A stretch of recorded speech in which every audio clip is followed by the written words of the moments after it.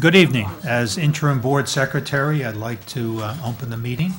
I'd like to open it by reading the meeting notice. Notice hereby given of the regular meeting of the Board of Education of the Town of Westfield in the County of Union, New Jersey at 8 p.m. on the evening of Tuesday, December 6, 2011, in the boardroom of the Administration Building 302 Elm Street, Westfield, New Jersey. The purpose of the meeting is to transact the regular business of the board and to transact any other business to come properly before the board.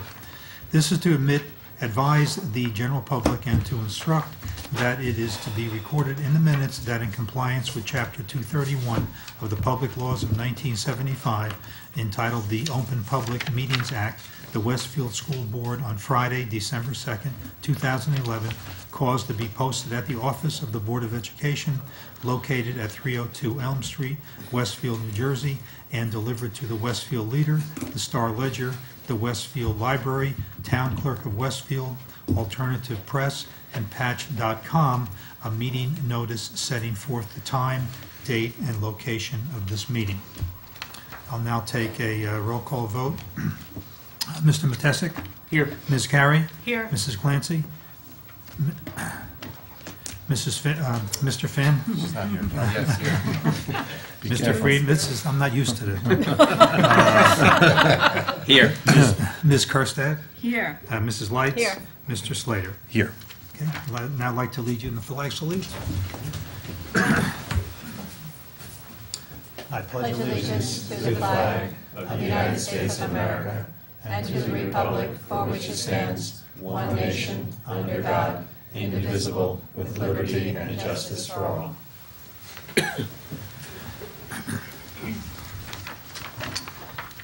Next order of business, we will now accept nominations for the position of board president. I nominate Mr. Rich Matissic. I second. Okay, is there a motion to close the nominations? I move to close the nomination. Okay, very good. Is there a second? Second. All those in favor, say aye. Aye. Opposed? No? Okay. Favor of closing the nomination? Pardon me? Yes, right, okay. Is there a motion to appoint Rich Matissic as board president? I think we just did Yeah, that. this is the formal. Oh, yes. Okay. This is the formal resolution. That was just the nomination. Okay. Okay. Yes. Yes. And is there a second? Second. Okay, I'll take a roll call vote. Ms. Carey? Yes. Mrs. Clancy? Mr. Finn? Yes. Mr. Friedman? Yes. Ms. Kerstad? Yes. Mrs. Lights? Yes. Mr. Slater? Yes. Mr. Matissic? Yes. Okay. Congratulations.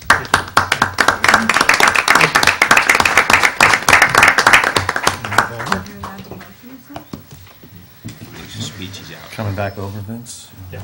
Okay. It's just getting comfortable. Okay. All right. Spread out already. All right. I did like the room, but all right. Thank you.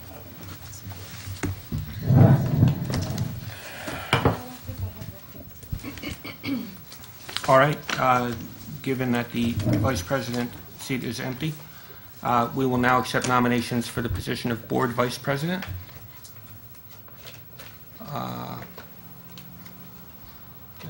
I'd like to nominate my colleague David Finn for vice president. Thank you. I second it. Second. Any other nominations? Is there a motion to close the nominations? I move to close the nominations. And I second. All those in favor of closing the nominations? Aye. Aye. Aye. Opposed? Is there a motion to appoint Mr. Finn as board vice president? So moved. Second. Second. Vince, could you do a roll call vote, please? Yes. Mr. Matissic? Yes. Mrs. Clancy? Ms. Carey? Yes. Mr. Finn? Yes. Mr. Friedman? Yes. Ms. Kerstad? Yes. Mrs. Lights? Yes. Mr. Slater? Yes. Congratulations. Thank you.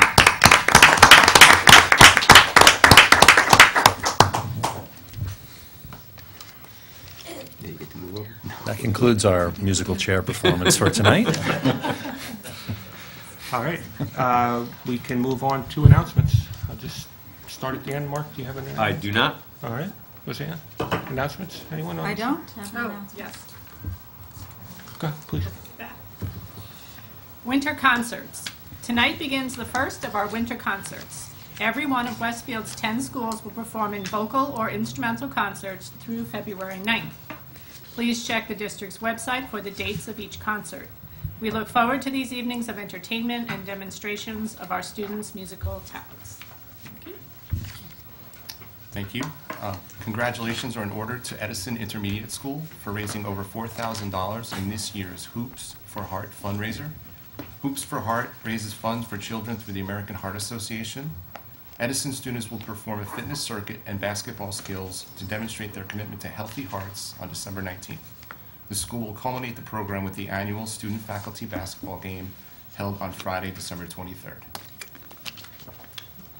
Mitch, any announcements? Yes.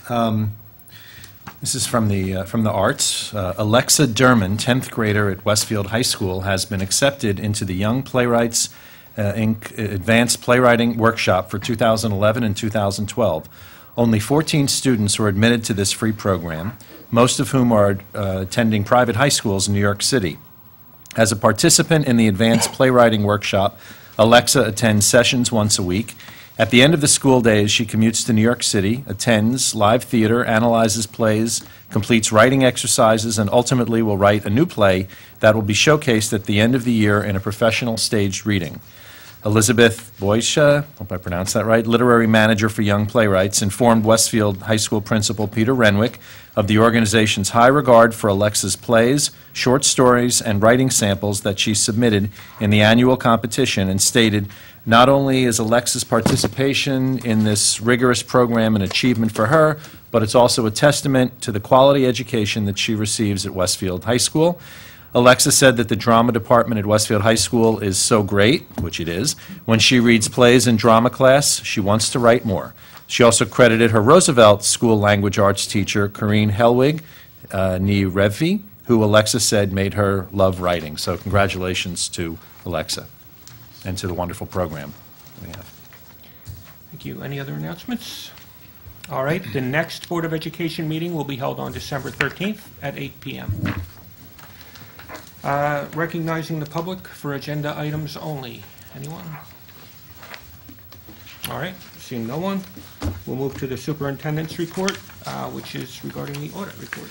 It is, and just briefly before I introduce the audit report, I wanted to make one other announcement, and that is that our new Assistant Superintendent for Curriculum and Instruction and Programs, Mr. Paul Panera, has started in the district just yesterday, and he joins us in the audience today, but we're very glad to have him on board and welcome him.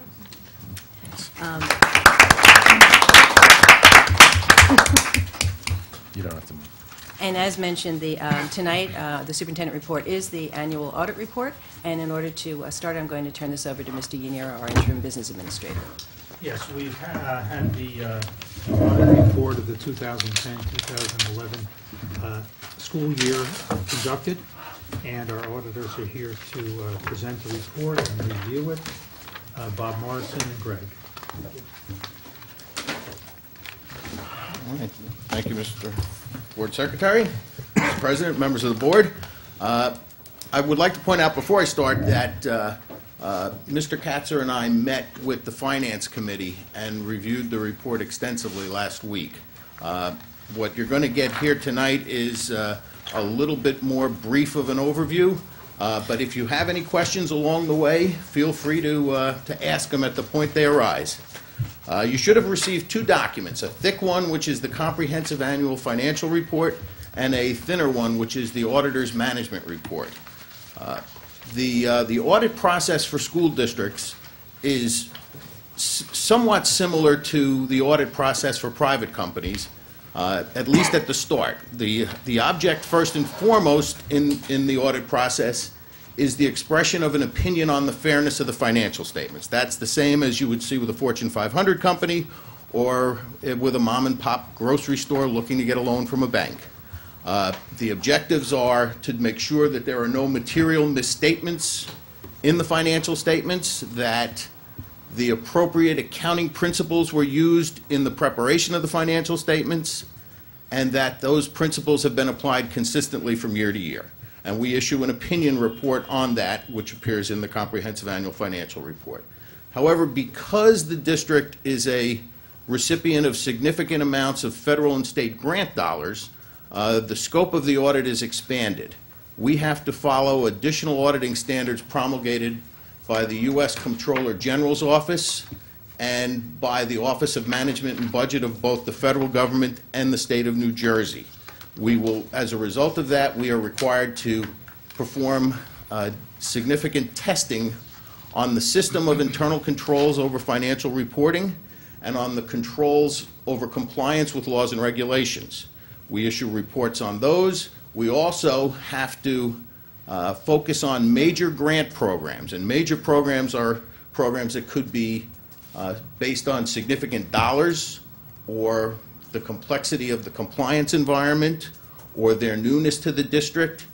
Anyway, whichever we deem to be more likely to have non-compliance or lapses in internal control, those are the programs we select as major programs, and then we do extensive testing on them to make sure that compliance with the requirements set forth by the grantor agencies was met and that there is adequate internal control over the programs.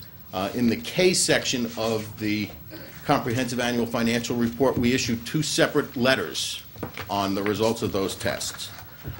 In addition to the scope expansion because of the grant funding, we also had to expand the scope of our engagement this year because of the situation that developed last spring with respect to the former school business administrator. What we did there was we changed our assumptions regarding internal control from reasonable to questionable. And as a result, we ended up testing more transactions, looked more deeply into the control procedures to identify areas where there could possibly be circumvention of those controls. And we also went back through our audit work papers for the last 6 years and pulled every transaction that we had tested with respect to the vendor in question and the engineer in question. It turns out we had pretty good coverage on both of those folks, simply because our audits have always performed substantive tests on vendors who accumulate more than $17,500 worth of billings to the district in the course of a year. There are a variety of compliance requirements from the state of New Jersey, pay-to-play, business registration, among them, and then in addition there's the school contracts law, which has to be complied with. That's a little bit higher threshold. But the bottom line is we caught most of those transactions as part of prior audits and as part of this audit. And what we found consistently with those transactions when we looked at them was that the paperwork was impeccable. And what does that tell you? Well, what it tells me is that the controls were there. The problem that we appear to be having here, and I didn't find this, but I'm reading about it in the paper like you are, is there appears to have been collusion. Right? Collusion basically is when people who are supposed to be part of the checks and balances in the process get together and figure a way around those checks and balances. So when you pull a voucher package for the window company, what you'll see is a certificate from the engineer certifying that all the work that's being paid for was performed. You'll also have a sign-off by the business office indicating that all the paperwork is there, the vendor has certified under penalty of perjury that all the work was done, and in addition to that, it has references to the appropriate resolutions of the board awarding the bid, etc. So every place you expected to see a resolution number, there is a resolution number. Every place where you expected to see an authorization, there is an authorization. Every place you expected to see an approval, there is an approval. That's the problem with collusion. It's insidious, and it doesn't show up in the financial records. The problem is that this was going on outside of the finance area, right? If somebody certifies work as done when it wasn't, finance isn't going to catch that. They're relying on the control process. The control process is you hired a professional engineer who is, in theory, independent of the vendor and is only certifying work that was done. If that proves not to be the case, you may very well have paid for work that wasn't performed. But you can't, unfortunately, that can't be determined through a financial or forensic audit because the paperwork is impeccable. And the only way you would find out that the work wasn't done would be if one of the participants in the fraud would admit that, in fact, they had signed a certification that they should not have signed, or an affidavit indicating they had done work when they hadn't. So that's the problem we had with the former school business administrator. And we found some comfort in that the board had taken every action that was required based on the documents indicating that they were, in fact, should have taken those actions. I don't know, how I can give you more assurance that the problem that arose was not one of a lack of diligence on anybody's part within the district, because we don't believe it was. Again, it was simply that people who are supposed to be independent of each other and providing checks and balances on each other as part of the control system got together to circumvent that system. And that is a very difficult thing to detect. With respect to the other testing we did to identify other areas where the possibility of a diversion of funds or a misappropriation of funds could occur, our test came back clean. Right? There are no, we spent time looking for straw vendors. We didn't find any. We spent time looking for payments that weren't authorized properly or documented properly. We didn't find any. So we're convinced, based on the scope expansion in that area, that the controls are working as they're supposed to be working. And collusion is, anytime you look at the accounting and auditing guides, they'll all tell you that you can design a good internal control system, but you can't design one that is collusion proof. Right? The object of internal control is reasonable assurance based on cost-benefit analysis. Possibly you could have layered on multiple controls that could have prevented this, but I don't see how you could have done it without incurring significant additional costs, far beyond the costs that are alleged to have been paid in the form of windows and doors. So, when examining controls and what you can do and what you should do, you always have to consider what the cost of the control is versus the perceived benefit. Right? If you don't perceive a problem, it's difficult to spend a lot of money trying to make sure it doesn't develop into a problem. And it's not necessarily the smartest thing to do with the taxpayers' money. Anyway, that being said, I'd like to move on to the financial statements, which are a much less controversial area.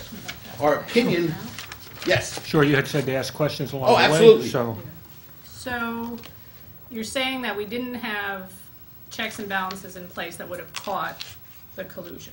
But going forward, what can we do to make sure it doesn't happen again? Should we have a third layer of review, or, I don't know, but what would you recommend? Quite honestly, we've looked at what you could do.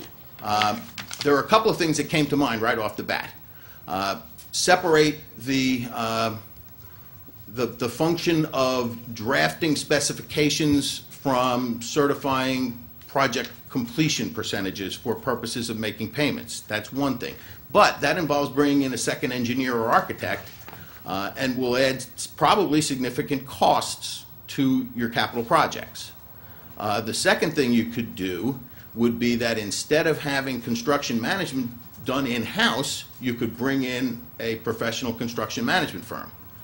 Once again, though, that comes with a significant cost. Some of these outfits charge 5% of the gross project costs to do their management. And on an $8 million referendum, that would come out to somewhere around $400,000. You weren't spending that, you were spending no extra money having your school business administrator be your construction manager at the same time. So from a cost-benefit perspective, it's a tough call. The problem is that it's public money, right? Quite honestly, if I was talking to a private client and somebody said, should I spend $400,000 to make sure $13,000 doesn't get misappropriated, I would tell them without blinking, no, that's a waste of $387,000. However, because it's public money and the public wants to know that you're running a house that is immaculate and as pure as Caesar's wife, it's not such an easy answer. And that's actually, it's really not a decision that an accountant can make, because I will go back to the best use of the taxpayer's money, which would be take your chance on 13 and save 387. But with the structure that we've got in place today, with the various people in the central office, maybe it's some folks outside the central office, are there other oversight mechanisms that we can use without spending more money, just with adding process and procedure? Well, the problem that I think developed here is that bills were being paid for work not performed.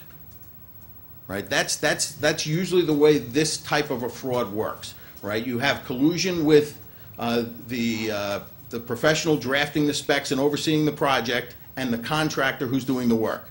So the spec gets overbuilt. There's either work in there that doesn't have to be done, or work in there that requires that calls for more heavier gauge materials possibly than you actually need for the project, and the successful co-conspirator bidder will know that and will be able to reduce their bid to make more money than they should, but guarantee that they will be the low bid. How do you stop that? Usually that gets stopped by a fellow bidder who gets to look at the site saying, this project is way over-spec'd, and going to somebody and saying, this project is over-spec'd, I suspect something. Now, I don't know if we have an individual, Mike Morris, who heads, I don't know exactly what his title is, but certainly is involved in projects. I mean, is there a role for him in some of this? Don't know, but I'm just trying to. And I think as part of our ongoing review, that's a good question, and it may be something we put in place. Yeah. I don't know that it's within your purview right now in the context of the audit report to help us do that. If you could effectively determine that the spec is a legitimate and fair spec without spending a lot of money, that could greatly reduce the possibility of future collusion between a professional and a contractor, because it's all based on a bad spec. I mean, I get the collusion thing. We can have 50 layers, but if there's collusion amongst everybody. Exactly right. When we did our larger construction projects and we employed a construction manager, my understanding, although I really want clarification, is that those were outside the purview of any of the misdemeanor acts that were identified. I believe that's correct.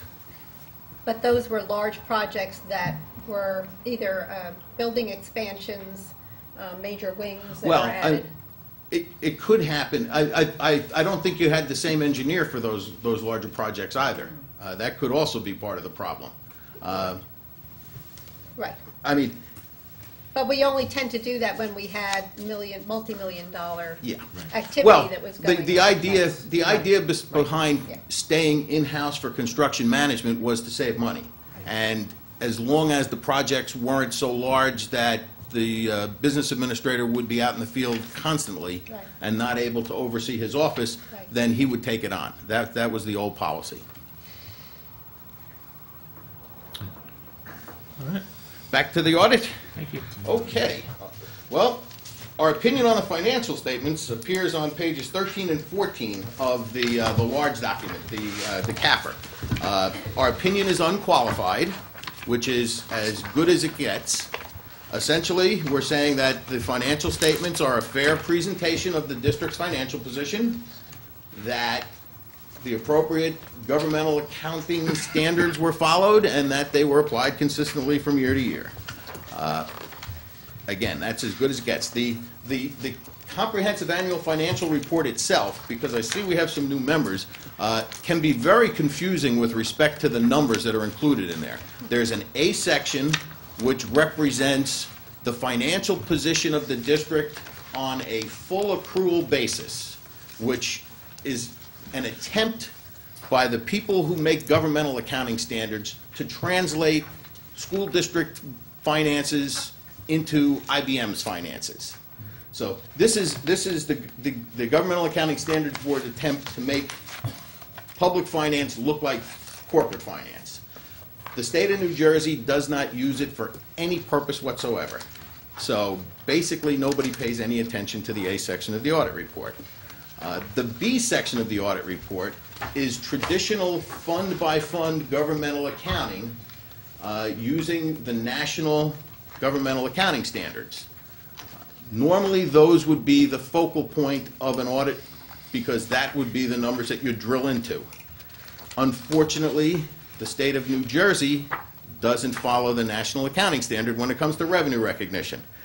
Specifically, you are asked to budget and record revenues for state aid for your categorical aids, equalization aid, extraordinary aid, non-public transportation. A good chunk of that money is not budgeted in the same fiscal year of the state that you're asked to record the revenue in your books. So to the extent that the state of New Jersey isn't budgeting the payments to you until their 11-12 fiscal year, the national accounting standard says you can't recognize that as revenue in your 10-11 fiscal year. So there's an adjustment from the C section, which is the state's Bible, back to the B section, which is the national standard for fund accounting, and then there's further adjustments to get you to the A section. The A section has everything loaded into it. It's got all your fixed assets, it's got all your liabilities.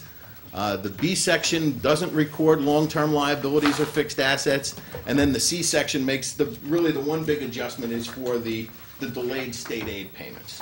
But if we go to the C section, because that's really the state's Bible, that'll tell you where you're at. Schedule C1, it's a 14-page document that ends on page 79. Essentially, after you go through 14 pages, which, by the way, mirrors your state budget document with the exception of in-kind revenues from the state of New Jersey, which are payments made directly to the pension system for the costs of post-retirement health benefits for retired teachers, payments directly to the pension system for non-contributory group life insurance premiums, and reimbursements to the school district for the employer share of Social Security and Medicare taxes for certified teachers, which by law the state of New Jersey is responsible for and not the school district. This 14-page document looks incredibly like your June 30th Board Secretary's report. The nice thing about the fact that we didn't have any adjustments is that you can rely on the accuracy of your Board Secretary's report. And that's important because you're going to be starting a budget building process, and if you can't count on the numbers that your Board Secretary is giving you for historical data, it's hard to build an accurate projection of the future. Anyway, with respect to how you did last year, you started off with a fund balance, all-inclusive fund balance of just under $5.1 million. You used a little more than $2,100,000 to balance the budget. You appropriated an extra $363,000 of extraordinary aid based on some additional circumstances that you encountered during the school year, and you turned a favorable operating variance of $4.9 million, leaving you with a New Jersey surplus or fund balance of $7.5 million. Where did that extra 4.9 go? You put $2.2 million of it into a maintenance reserve, which auditors love maintenance reserves simply because you have such a low maximum fund balance that you're allowed to keep. You're allowed to keep 2% of your expenditures with a few adjustments. And 2% is a scary low number from an auditor's perspective, because a big wind or a few out-of-district placements can eat up $2 million very quickly. And it's very hard to manage your budgets going forward with such a small balance, right? What school districts should be trying to do, from my perspective, is exactly what Lucent was criticized for doing years ago, which is managing your earnings, right? You want to come in consistently at about the same place and have about the same amount of money that you can put forward into the next budget cycle. Right? That helps provide stability in the tax rate. With a 2% cap on the amount of surplus you can keep, it makes it very difficult. And it's been made even more difficult by the fact that over the last 3 years, your non-tax revenues have declined and almost dried up. I mean, there was a period of time 5 years ago where this district was making $400,000 a year in interest. And now you're making virtually nothing. That doesn't help. But anyway, you put $2.2 million into a maintenance reserve. That money's available for any capital work that's included in your long-range facilities plan or your required maintenance budgets. You put $1,456,000 into a tax relief fund. That will go into the next budget cycle as a reduction to your tax levy. The rest of the money went to replenish your 2%. Your 2% number is just under $2.1 million for the year ended June 30th, 2011. Last year, because of some adjustments that you were allowed to take, your fund balance, your unassigned fund balance was a little over $2.5 million. So we're actually down over $400,000 in that unassigned number. A little less cushion is really what we're talking about here. How did you turn a $4 million favorable variance?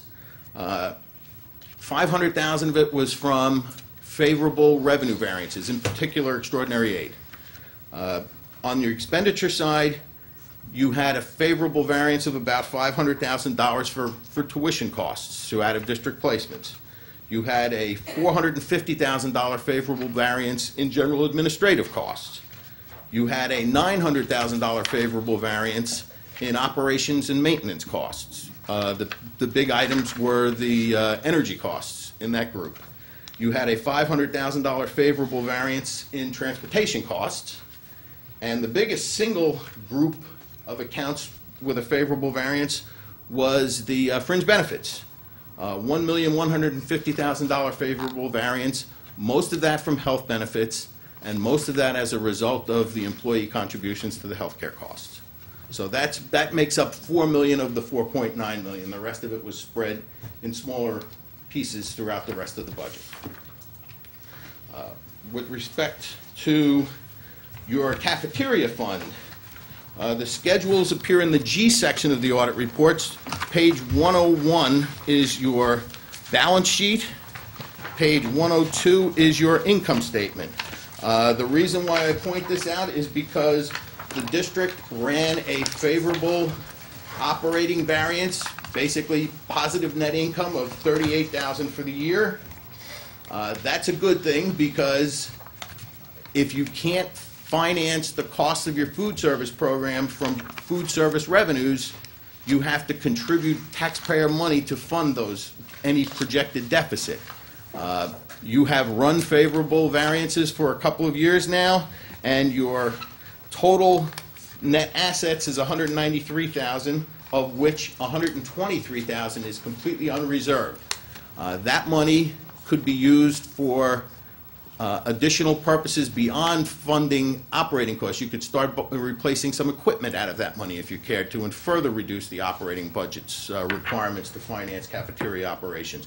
But it's discretionary on the part of the board. I bring that up simply because favorable variances in the cafeteria operation are a good thing. Next, point out page 112 of the CAFR document, which is the long-term debt. In particular, the bonds. The school district paid off $1.9 million worth of bond principal during the last school year. You also refinanced some old bonds that had higher interest rates and produced a savings that will be reaped over a multi-year period of $200,000. So, What page are you on, Rob? 112. Thank you.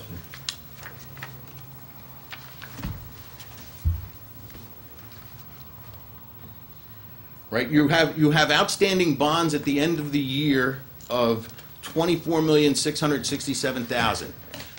That compares to your statutory debt limit, which is, believe it or not, $277 million.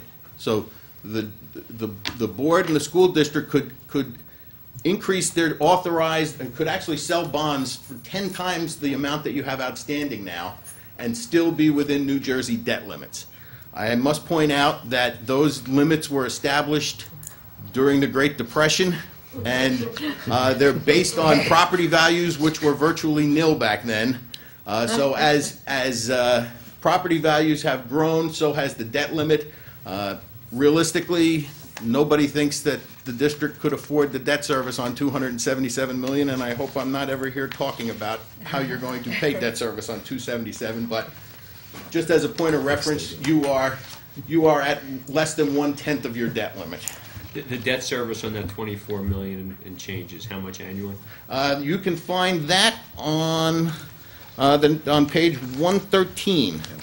Your debt service costs for the year was $2,893,000. 1.9 was principal, and $993,000 was interest. Right, no small change, which is why the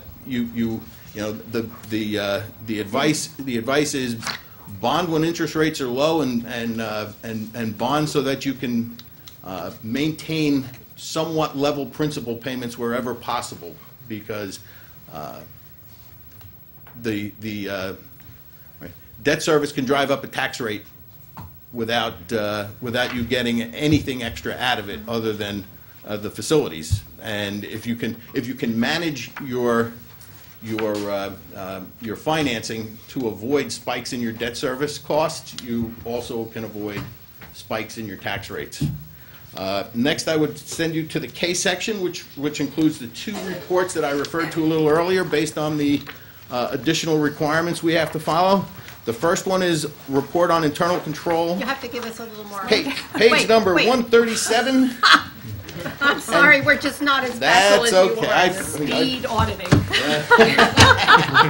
Page 137 is the first report.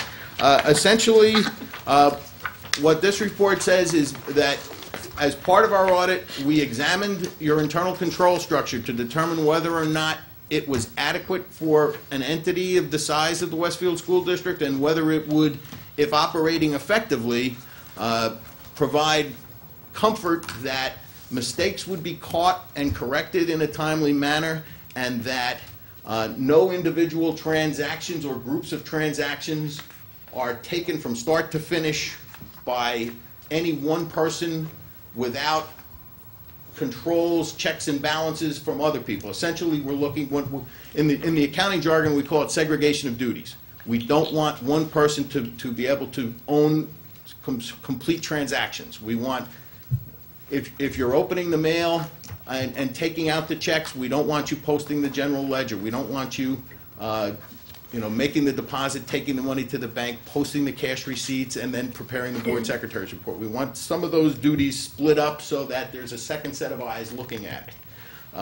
Anyway, what this report says is that, we're satisfied with the control designs, and the tests that we performed, we found no evidence that would indicate that there's a deficiency in control. We also test compliance with laws and regulations.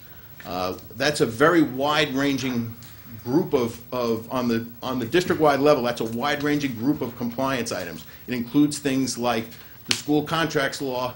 It includes things like registration of vendors and proof that they're all licensed to be doing business in the state of New Jersey. It includes IRS regulations. It includes travel requirements, which are onerous and only getting worse. But we test all of that stuff. And based on our test results, we found no reportable noncompliances. So that's a very positive report. The next report on page 139 and 140 deals with the major programs that we identified as part of our single audit testing, where we drill into 5 or 6 grant programs to see whether or not they're functioning the way the grantor wants them to function, whether financial reports are being provided to the grantor as requested, whether rules regarding participation, income levels, whatever those requirements are being met.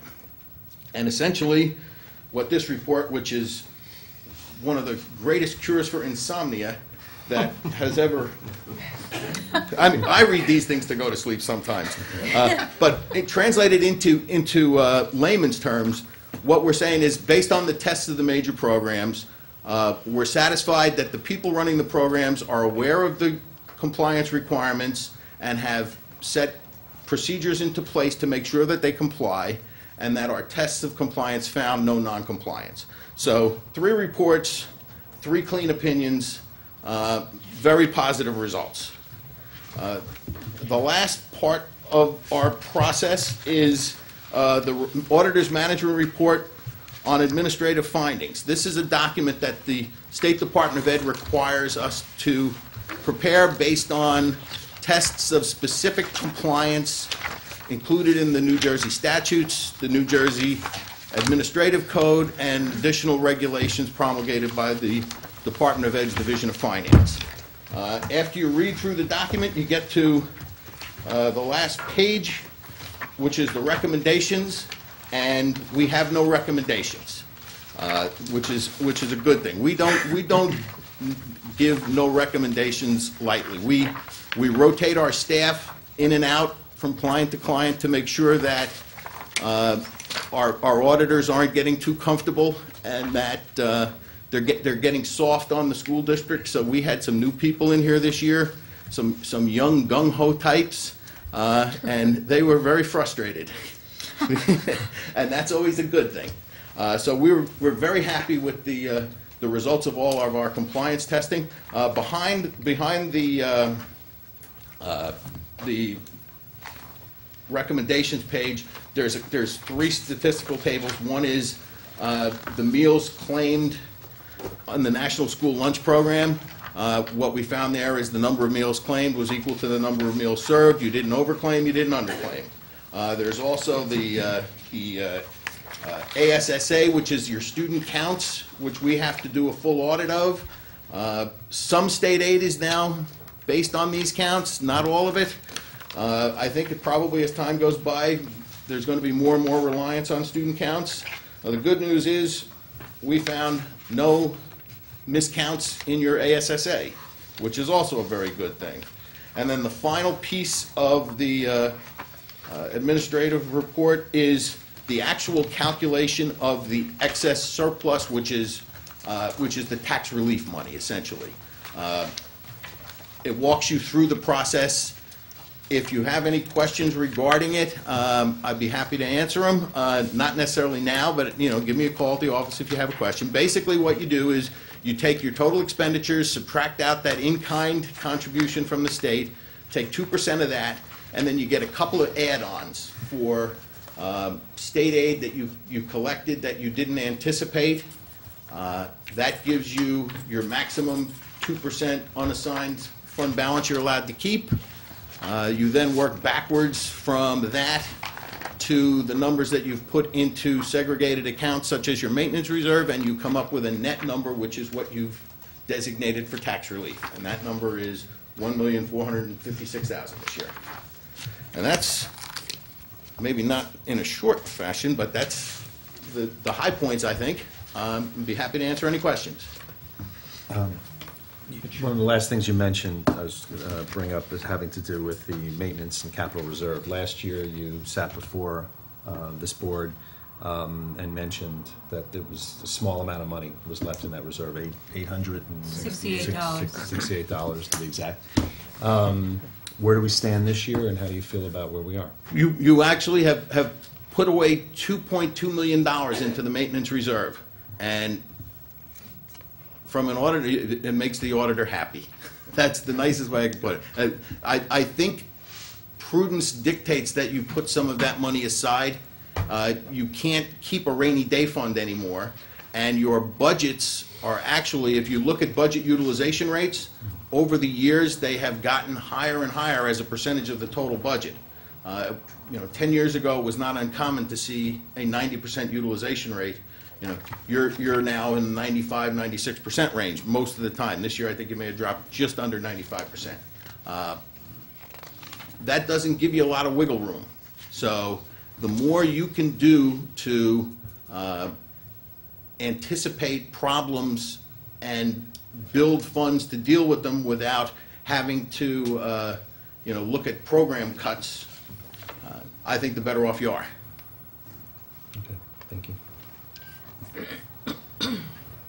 I'm sure it's in here somewhere, but going back to the debt again, could you point us in the right direction for what the blended rate of what our interest rates are on the bonds? Yeah. On page 56. Well, 56 is the note. Yeah. Principal and interest. Right. Page, I didn't see the page interest rate in 56. there. Was it there? Page 56 will give you the breakdown of principal and interest in your required debt service payments through the maturity of your last set of bonds. If you want to see the specific interest rates on each issue, you have to go back to page 111 and 112. 111 and 112 shows every bond issue with individual maturities and interest rates. Gotcha. Thank you. Right, and you've had several underwriting firms have contacted. I'm sure they've contacted your school business administrator. We get phone calls at our office. Anytime the bond market interest rates turn positive, or actually get lower, we start getting calls asking about refundings, right? So anytime there is a bond issue that is a candidate for refunding, either your board secretary will get the call and he'll contact bond counsel, or I'll get the call and contact the board secretary and he'll call bond counsel. But anytime there's a possibility that the district can save some money, there are plenty of underwriters out there looking to do some business, and essentially they do the legwork and bring it to the district. So if there's a chance for a refunding, we probably know about it 25 basis points before it can happen. It was done about a year ago. Yeah. Right, and you have to meet certain criteria. Absolutely, right. To do a refunding in the state of New Jersey, you have to get the approval of the local finance board. The rule of thumb is 3% net present value savings. Bob, one question. I had the benefit of sitting through the Finance Committee meeting, and you went through a similarly detailed presentation. And one of the things we didn't talk about, though, was sort of forward-looking as we start to construct our budget. Are there any trends or things you'd like to point out to us? I know we mentioned a couple at the time, that pension costs, there were a few others, but what sort of red flags or things should we be thinking about? The single most volatile item in your last 10 budget cycles has been health benefits. But based on the new legislation, we think over the next 3 years, you're actually going to see stable or reduced costs simply because of the phase-in of the new law. Right now, essentially, you've got 1.5% of pay being withheld, but next year, some of your higher paid administrators and teachers will start getting into what they call the grid, where they pay a percentage of the cost of their benefits. Part of that cycle is going to involve offering multiple plan options, which may include high deductible plans with low premiums, possibly with a flexible spending account or a HSA, but these are all ways to potentially lower the district's net costs. So I'm curious to see what's going to happen with those. Energy costs, I wish I had a crystal ball. Some years they're murderous, some years they're not so bad. This year, they're not as good as everybody would like them to be, but they seem to be trending better lately. I think most boards, I know this board has identified the issue of fitting union contracts into caps as part of your negotiating process, so I don't see that as a problem. For some districts, that's a huge problem, particularly when you have massive turnovers in staff and 40, 50, 60% of your employees going through a multi-step process where even at a 1 or 2% raise, many people are getting 6 and 7% as they work through the steps. Right. You have always had a gradual replacement of your staff. Your staff is generally I'm not going to say young, but it's certainly not a retirement age staff. So you have people who have a significant number of your people have made it through the steps, but still have significant amounts of their careers left. So I don't see the steps in the contracts causing a problem for you. Thank you. I have a couple of comments. The first one is I want to thank you and your firm for bringing your new associates to our district. You characterized them as gung-ho, and I personally appreciate that because we have used your firm for as long, I think, as I've sat on the board. This is my 11th year, so at least 10 years of audits. And it has always come to mind that it is thoughtful to me that we make certain that we are always receiving the very best audit material and outcome, which I have no doubt we have. But there has always been that consideration that it may be appropriate to look at other audit companies just so that we absolutely know that we have made sure we've turned over every rock and understood every consideration that we've had to go through to exercise controls, look at accounting practices, look at the application of internal control processes and compliances. So I really am very thankful that you've taken the time to tell us that you brought in individuals who didn't know our process, didn't know the data, and asked them to apply tremendously thorough scrutiny to what they were doing. And I think that that should be very reassuring to the board and to the public that this process has been undertaken with such concern.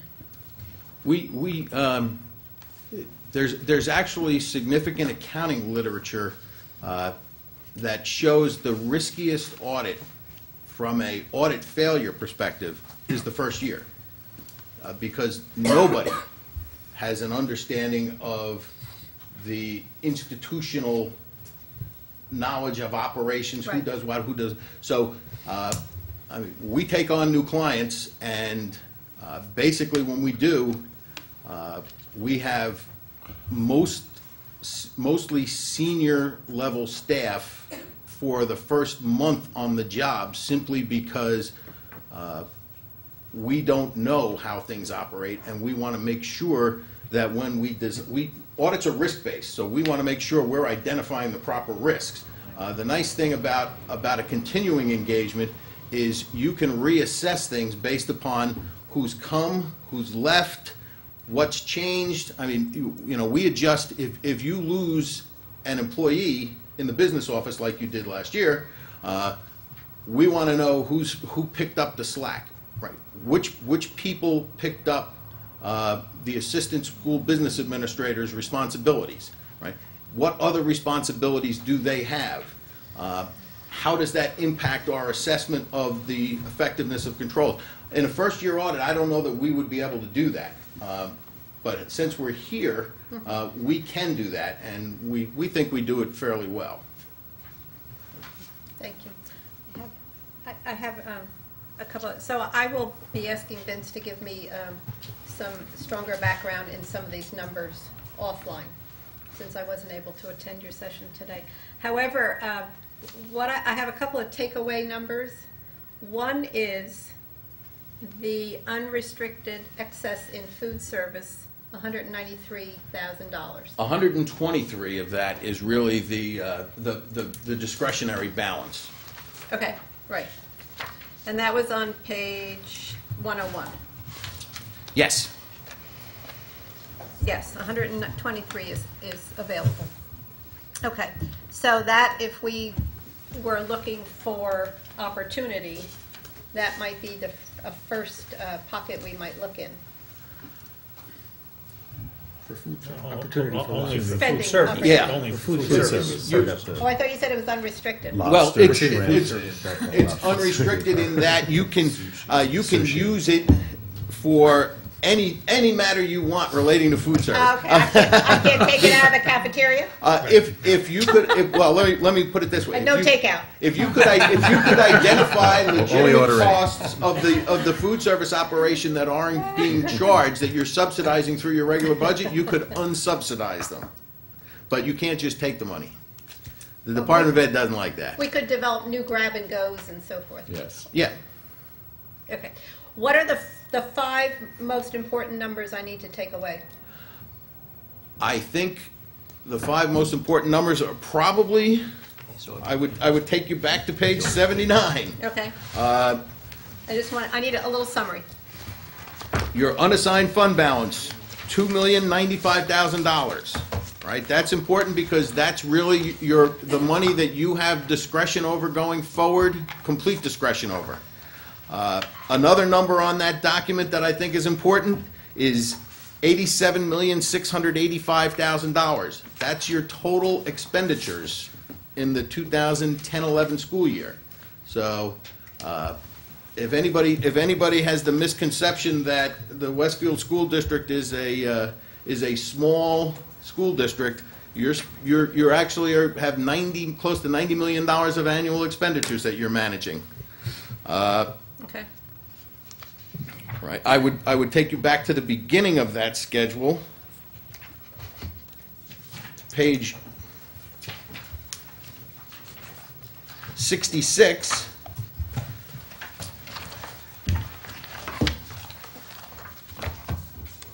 And the numbers not broken out. We're showing $936,000 of miscellaneous revenue.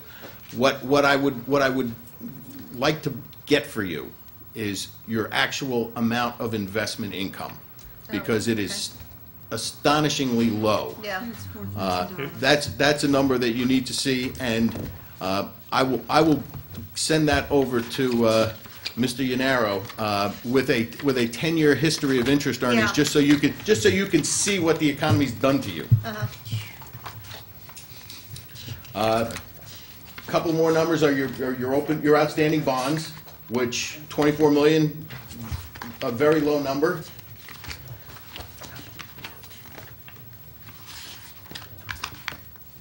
And if I was going to pick one more, I think I might focus on your unemployment trust account.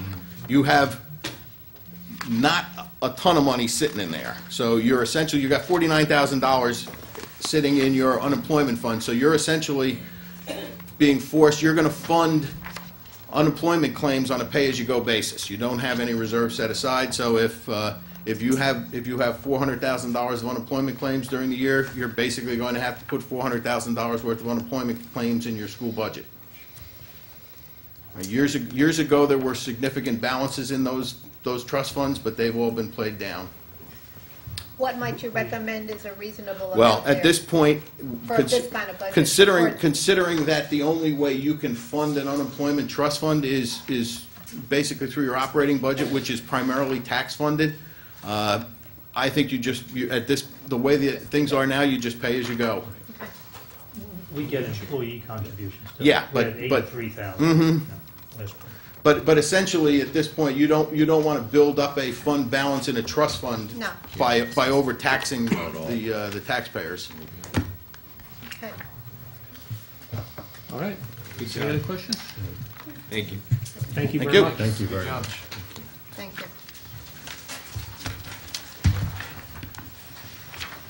Anything else in the superintendent's report? No? Good job, Peg. All right.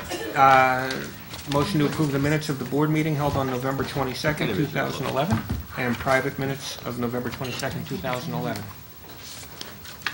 So move. Or are you moving it? I moved it. Second. Second. Roll call, please. Or we could actually, Yeah, we can just go by voice vote. All those in favor? Aye. I'm in flavor. Good Thank you night, very guys. much. Thank you. Thank you, guys. Thank you. That extra money in the budget is looking flavor. all right, no opposed. Personnel, since Jane is not here, I'll handle those. I'd ask the board to consider personnel motions 1 through 18. I'll second it. Thank you. Any questions on those motions? Nope. All right. Vince, Yes. Mr. Matissic? yes. Ms. Carey? Yes. Mr. Finn? Yes. Mr. Friedman? Yes. Ms. Kirstead? Yes. Mrs. Lights? Yes. Mr. Slater? Yes. All right, facilities, again, since Jane is not here, I'll just note that there was no report other than the Facilities Committee will be meeting Thursday night to continue discussions on solar and our long-range, 5-year long-range plan. Long-range planning, Ginny. Yes, there will be a long-range planning committee meeting Thursday, December 15th. It's on our calendar, 7:30. We will be discussing a proposal by a demographer to give the district a report on population and enrollment projections. Thank you. Policies, just note the one resolution, the board affirms the superintendent's decision on HIB incidents listed, with the exclusion of 12E10 and 12E11, which were taken off this agenda for the reasons set forth therein. The items that were taken off, there was additional information requested, and my understanding is that additional information will be available. In private Later session. tonight. That's correct. Okay, so we're eliminating 10 and 11? Correct. Is that Yes. what you just said? Correct. All right. We have to vote on that. We need a motion. I'm sorry, I thought we just noted that for the record. So, motion to approve. Second.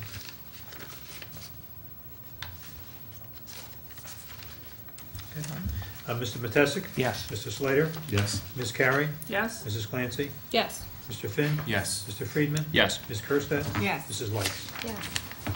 That was the answer. Just say yes. Curriculum, instruction, and programs.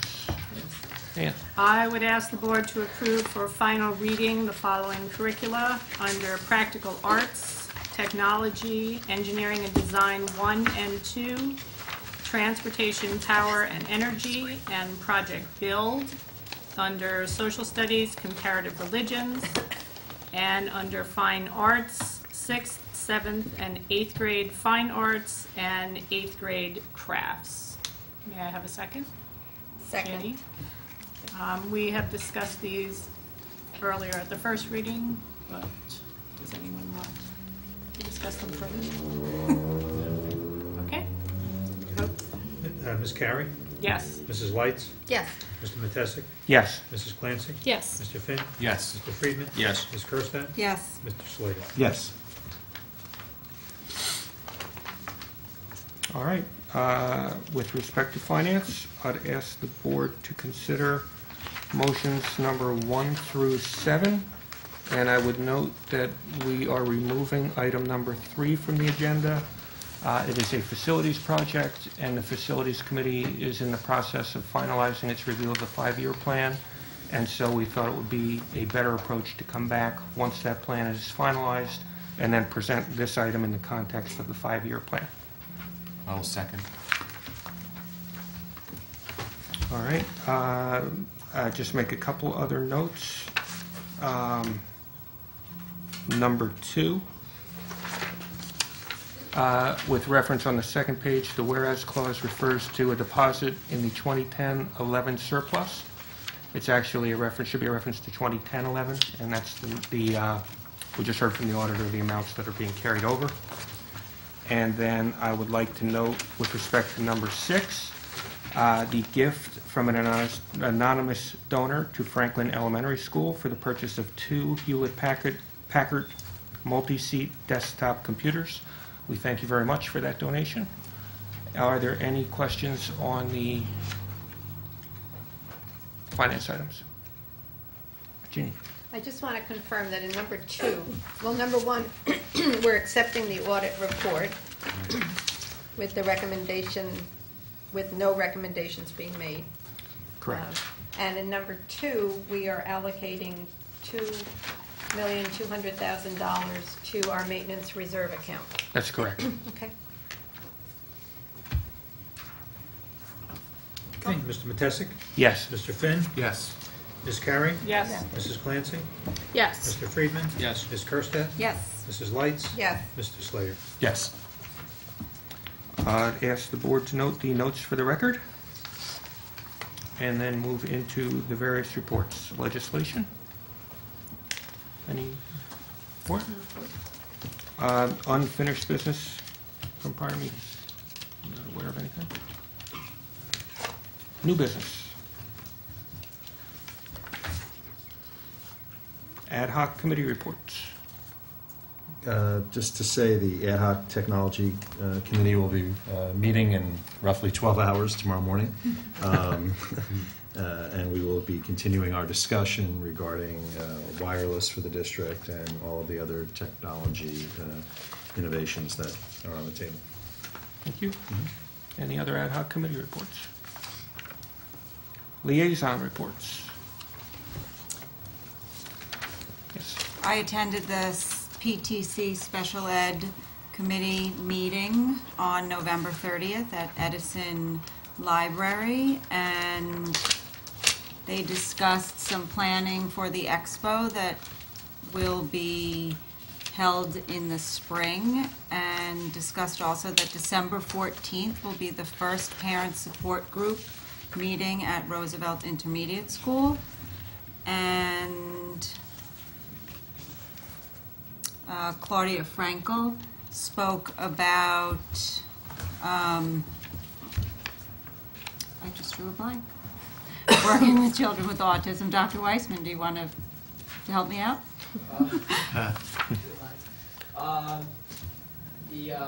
Mr. Weiss? Dr. Weissman? Sorry. I'm like putting him on the spot. Okay, there. There was an attorney who came and spoke to the parents from our group regarding ways in which parents can advocate for their children with who are on the autistic spectrum. And she had spoken specifically about how to get services through insurance, through the school district, and through some of the public agencies, DDD, Division of Developmental Disabilities, and DVR, Division of Vocational Rehabilitation. She was excellent. She provided some great resources for parents. Thank you. Thank you. Good save. Yes. Any other liaison reports? All right. Oh, yes. I have 3. Oh, sorry. So I'd like to apologize for my tardiness this evening, but that would be the reason for my first liaison report. I attended the Edison holiday concert for the 6th through 8th grade chorus concert, and it was wonderful and put me in the holiday spirit and helped me to forget about shopping for just a little while, so that was great.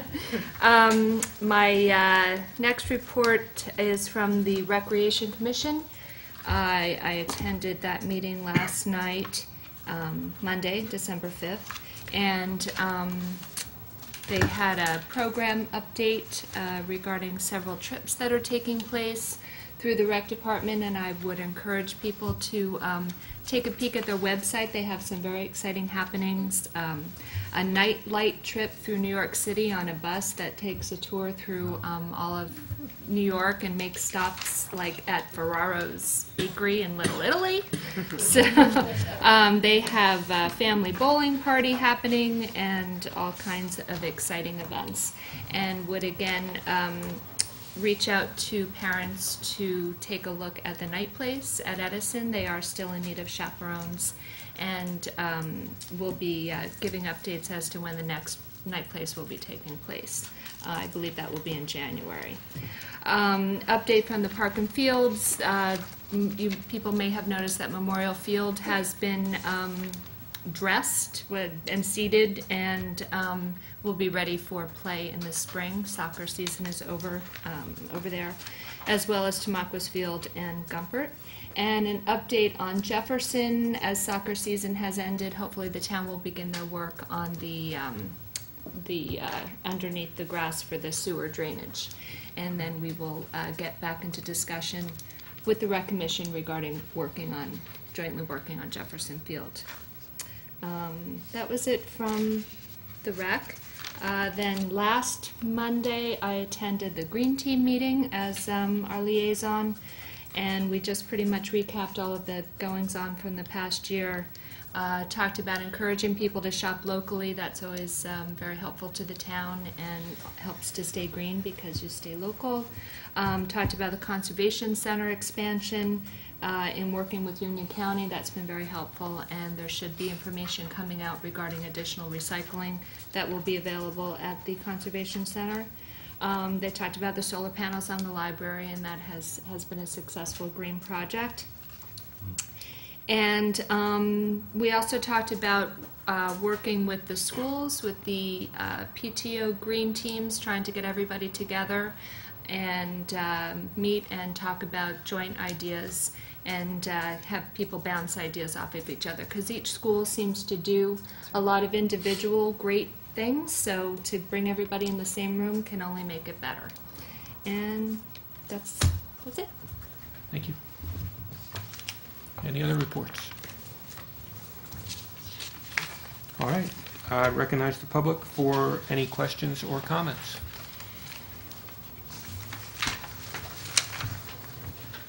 Seeing none, I'd ask the board to approve the following resolutions: that the Board of Education move into private session for the purpose of discussing personnel litigation or negotiation, and be it further resolved that any discussion held by the board, which need not remain confidential, and the results of the discussion will be in public as soon as practical. Have a second? Second. All those in favor? Aye. Opposed? All right. Meeting adjourned.